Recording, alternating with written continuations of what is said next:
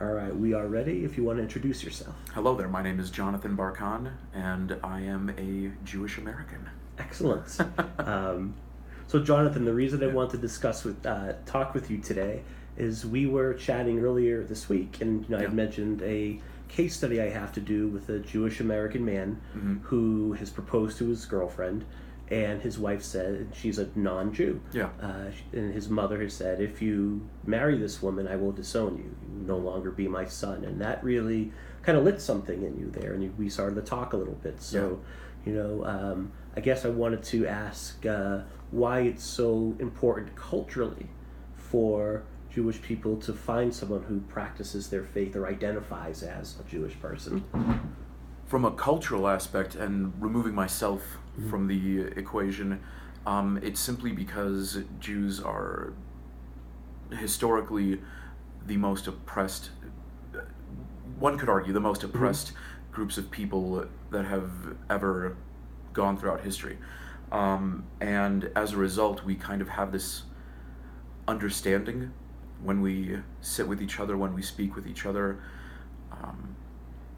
It's funny, a lot of times we may not necessarily get along, but at the end of the day, we will fight for each other, we will sit with each other, break bread with each other, whatever you want to call it. And because there is that understanding, there is a very strong foundation that is immediately understood when Jews are together. And so a Jewish man and a Jewish woman coming together, they know that after everything that has happened to their families, potentially to themselves, to their ancestors, that if they made it this far, they can keep going on. And there's a lot of values that Jews have accrued over the generations. There's a strong impact. Could you discuss a couple of those values? Yeah, like education is one. Jews are very, very, very strong on education. We're also very heavily all about family and helping our family. So a lot of Jewish parents will pay entirely for college or university for their children. They will help them. You're moving to another state for work or for something. They'll help with apartments or anything. It's this idea of we have to help our children because there are so few of us that we need to make sure that they survive and that they can keep going. So it sounds like the idea of keeping that family unit cohesive and tightly together extends well past the time when your child matures and moves on his own. Absolutely. Okay. Yeah, that's why there's always this joke about the Jewish mother and the Jewish grandmother. It's because it's based out of fact. Okay. And so these values are what really, I think I understand. Like, I understand where this mother in your story is coming from. I don't agree with her. I know my mom wouldn't do that. I mean,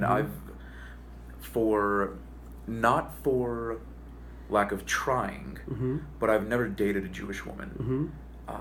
And it's simply because, there aren't a lot of us. So it's kind of difficult to find, Jewish women to date. And you had mentioned that you'd really like to meet a Jewish woman. I would love to important meet. To you right now. Yeah, I would love to meet. And that's important to you. It is important personally. It is important personally, as I grow older, because as I've dated outside of Jewish women, I realize that this lack of understanding of what Jews have gone through and a lack of understanding of who Jewish people are and what our values are and what's important to us makes it difficult to relate, and it requires far more explanation, and it requires it even gets down to a lot of